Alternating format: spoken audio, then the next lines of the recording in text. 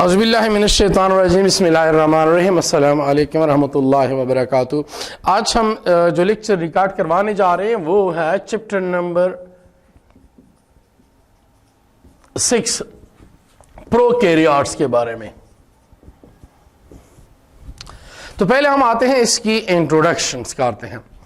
हमारे साथ याद रखें दो टाइप के सेल्स हैं। एक है हमारे साथ प्रोकैरियोटिक सेल और एक है यूकैरियोटिक सेल। ये सेल्स की डिवीजन सबसे पहले किसने की थी? एडवर्ड चेटन ने की थी। एडवर्ड चेटन ने 1937 में सेल्स को डिवाइड्स किया हुआ था दो टाइप में, एक को प्रोकैरियोटिक का नाम दिया और एक को यूकैरियोटिक का नाम दिया। हम इसकी डिटेल तो बाद में पढ़ेंगे, लेकिन मेजर चीजें बता देता हूं। इसमें प्रोकैरियोट्स और यूकैरियोट्स में मेन डिफरेंस ये है कि यहां पे नो ट्रू न्यूक्लियस, इनमें ट्रू न्यूक्लियस नहीं होता। लेकिन अगर हम यहां यूकैरियोट्स की बात करें तो यहां ट्रू न्यूक्लियस जो है वो प्रेजेंट होता है, ट्रू न्यूक्लियस जो है वो इधर पाया जाता है। या इसका यह मतलब है कि प्रोकैरियोट्स में जो क्रोमोसोम्स होते हैं या जो डीएनए होती है, इसके इर्द गिर्द न्यूक्लियर मेम्ब्रेन नहीं पाई जाती, जबकि यूकैरियोट्स में जो डीएनए या क्रोमोसोम्स है उसके इर्द गिर्द मेम्ब्रेन्स होती है जिसको न्यूक्लियर मेम्ब्रेन्स कहते हैं।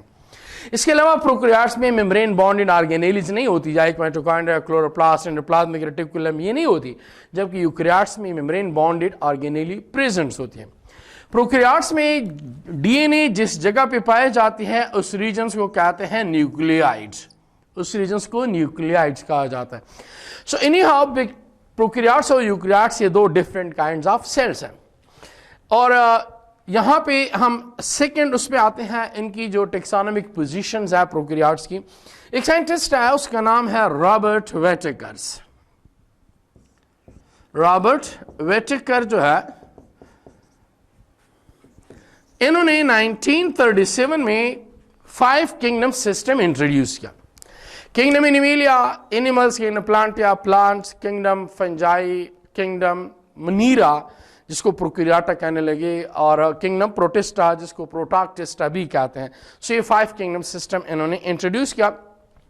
और इसमें हमारे साथ जो किंगडम मुनीरा है, किंगडम मुनीरा जिसको किंगडम प्रोकैरियोटा भी आजकल कहा जाता है, इसके अंदर टोटल 6300 स्पीशीज अब तक रिपोर्ट हुई हैं, 6300 स्पीशीज रिपोर्ट हुई हैं। मुनीरा के अंदर हम स्टडी करते हैं एक बैक्टीरिया और दूसरा आर्किया, ये जो है हम इसमें डिस्कस करते हैं। लेकिन बाद में पता चला कि बैक्टीरिया और आर्किया असल में दोनों डिफरेंट है, इन दोनों के अंदर जो है बहुत ज्यादा डिफरेंसेस पाए जाती है।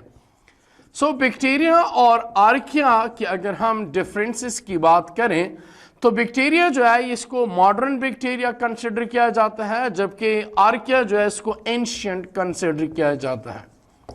दूसरा, बैक्टीरिया के अंदर जो है सेल वॉल पाया जाता है म्यूरिन से बना होता है, जबकि आर्किया के अंदर जो है सेल वॉल सीडोपेप्टिडोग्लाइकेन से बना होता है।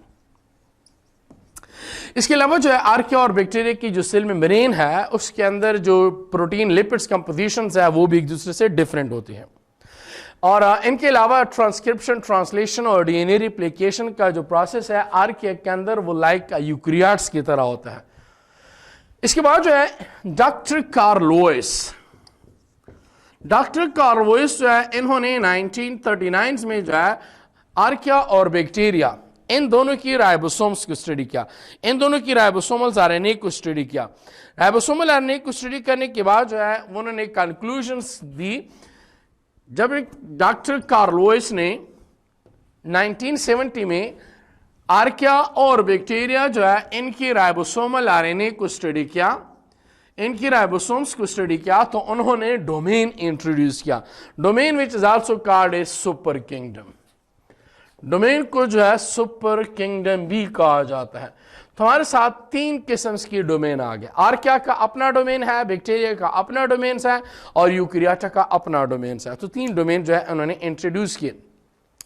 दूसरी बात ये भी है कि बैक्टीरिया जो है उसके सेल वॉल में कोलेस्ट्रॉल नहीं पाया जाता। अब जब हम आर्किया की बात कर रहे हैं तो बास आर्की जो है ये पाया जाता है मॉडरेट एनवायरनमेंट्स में। सो जो मॉडरेट एनवायरनमेंट्स में पाए जाती हैं इनको हम कहते हैं मिथानोजेंस, इसको हम क्या कहते हैं मिथानोजन। और जो एक्सट्रीम एनवायरनमेंट्स में पाए जाते हैं इसको हम कहते हैं एक्सट्रीमोफाइल। मिथानोजन इसलिए कहते हैं क्योंकि ये मीथेन प्रोड्यूस करने वाले हैं और ये स्ट्रिक्टली एनारोबिक प्रोसेस में रहते हैं। एक्सट्रीमोफाइल वाले में दो किस्म के हैं, एक एक्सट्रीम सॉल्ट वाले इसको हेलोफाइल्स कहते हैं और एक एक्सट्रीम हॉट टेम्परेचर्स वाले सो इसको थर्मोफाइल्स कहते हैं। सो जस्ट लाइक डेड सी या ग्रेट ओटा सॉल्ट लेक में जो पाए जाते हैं वो हमारे पास हेलोफाइल्स वाले हैं। सो मीन्स के जो आर्किया है दे कैन सर्वाइव एवरीवेयर, ये हार्श कंडीशन में भी जो है उस सर्वाइव कर सकता है। यहां तक फाइंड अप कर लेते हैं।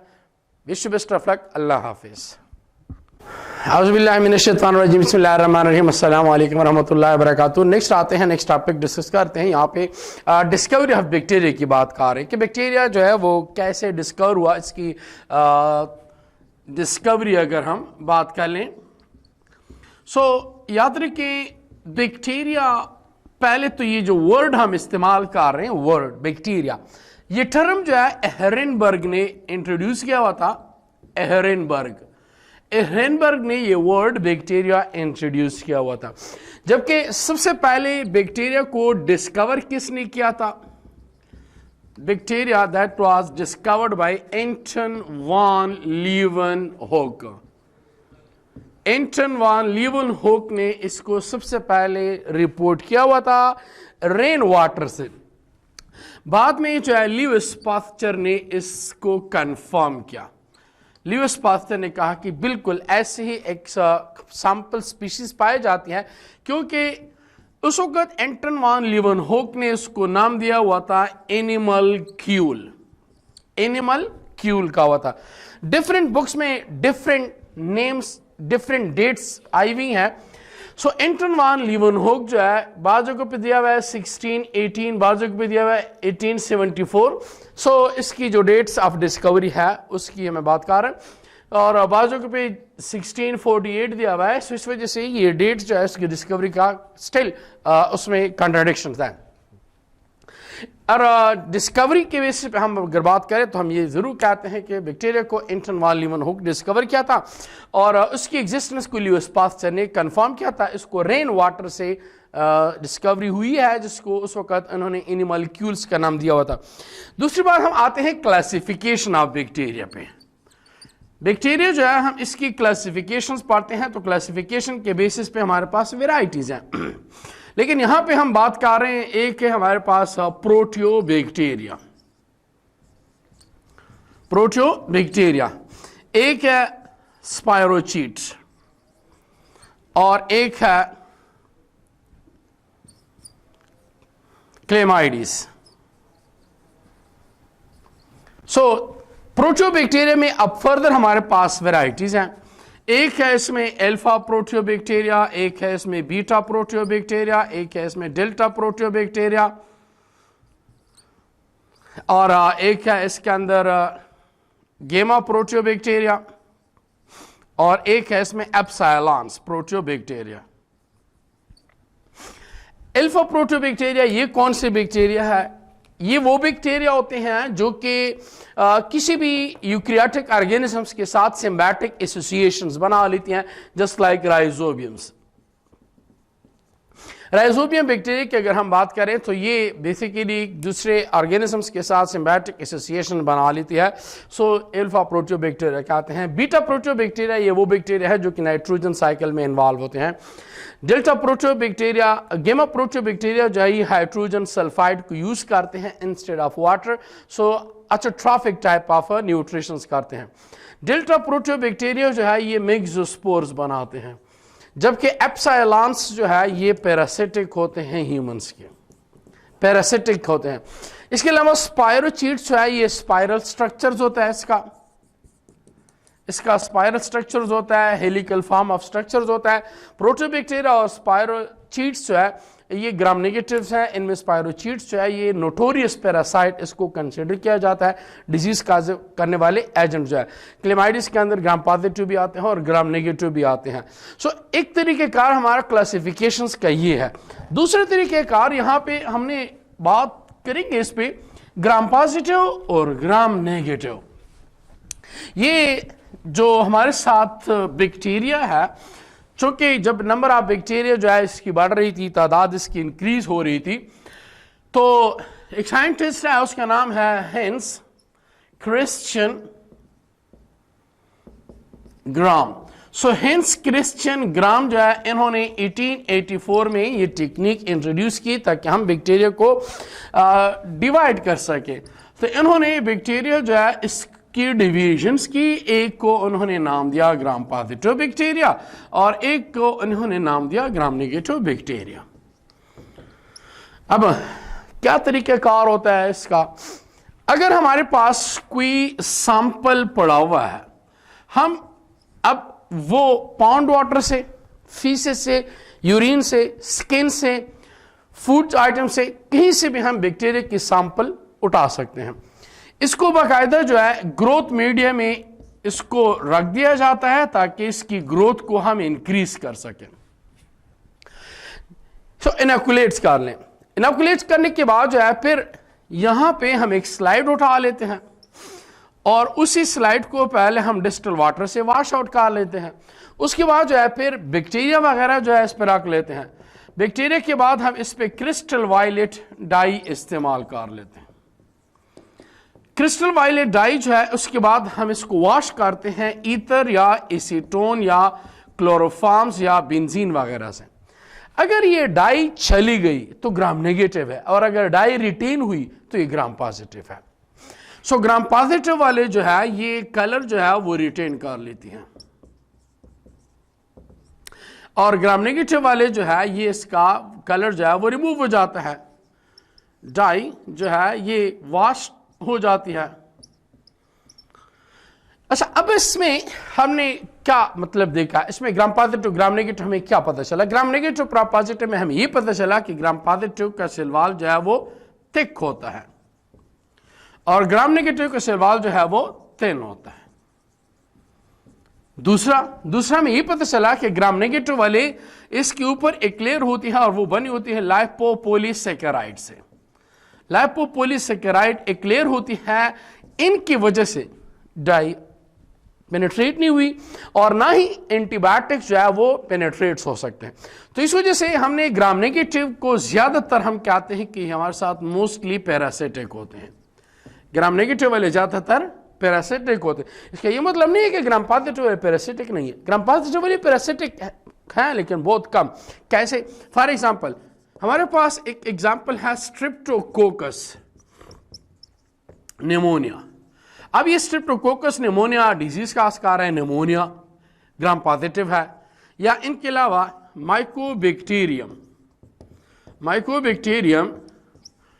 ट्यूबरकुलोसिस टीबी का शिकार है, ग्राम पॉजिटिव है। या इनके अलावा माइकोबैक्टीरियम लिप्रिया, ये लेप्रोसी का शिकार है, ग्राम पॉजिटिव है। तो इस वजह से मेजॉरिटी जो है वो ग्राम नेगेटिव वाले ज्यादातर डिजीज का शिकार है। सो मतलब ये कि ग्राम पॉजिटिव में थिक सेल वॉल है, ग्राम नेगेटिव में थिन सेल वॉल है। ग्राम नेगेटिव के ऊपर जो है फिर एक दूसरी लेयर होती है लिपोपॉलीसैकेराइड्स की। तो लिपोपॉलीसैकेराइड्स और सेल वॉल या सेल वॉल और सेल मेम्ब्रेन, इनके दरमियान पेरिप्लाज्मिक स्पेस पाया जाता है। इसी पेरिप्लाज्मिक स्पेस में से वो एंटीबायोटिक्स को डिजेनरेट कर लेते हैं ताकि उस पर इफेक्ट ना हो। इसके अलावा ग्राम नेगेटिव बैक्टीरिया जो है इसमें एक चीज ये भी याद रखनी चाहिए कि पुरीन्स होते हैं कैरियर्स के लिए। ग्राम पॉजिटिव के अंदर जो है फिर टाइकाइक एसिड और लाइपोटाइकाइक एसिड्स पाया जाता है। इसके अलावा ग्राम पॉजिटिव बैक्टीरिया जो है ये एक्सोटॉक्सिन प्रोड्यूस करता है। एक्सोटॉक्सिन मीन वो मटेरियल जो कि टॉक्सिक होते हैं, आउटर रिलीज होते हैं और एंडोस्पोर्स बनाते हैं। Endospore, spore mean cyst like conditions होती है। ग्राम नेगेटिव बैक्टीरिया जो है ये एंडोटॉक्सिन्स बनाती हैं और जबकि एक्सोस्पोर्स बनाते हैं। स्पोर जो है वो बॉडी से बाहर बनते हैं और ग्राम पॉजिटिव बैक्टीरिया का एक ग्रुप जो अभी मैंने आप लोगों को बता दिया, ये ताल्लुक रखता है एक्टिनोमाइसाइटिस के साथ। ग्राम पॉजिटिव बैक्टीरिया ये स्टेन को एब्जॉर्ब करके, क्रिस्टल वायलेट डाई को एब्जॉर्ब करके ये वायलेट्स कलर प्रोवाइड कर रहा होता है, जबकि ग्राम नेगेटिव जो है वो नहीं कर सकता, क्योंकि इसके ऊपर लाइपोपॉलीसैकेराइड्स की एक लेयर होती है। और इसके अलावा जो है एक हमारे पास ग्राम एक ऐसा बैक्टीरिया भी है कि जो कि जिसमें सिल्वान नहीं होता, जिस लाइक हमारे पास माइकोप्लाज्मा जो है इस तरह के बैक्टीरिया पर सिल्वान नहीं होता।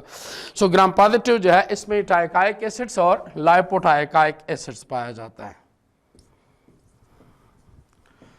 टाइकाइक एसिड्स और लाइपोटाइकाइक एसिड्स ये जो है इसमें पाया जाता है।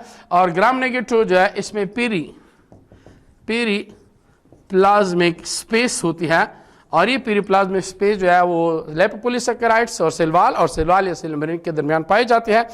ये जो है इसके दरमियान जो है डिफरेंट फंक्शंस है। यहाँ तक वाइंड अप कर लेते हैं। Wish you best of luck. Allah Hafiz.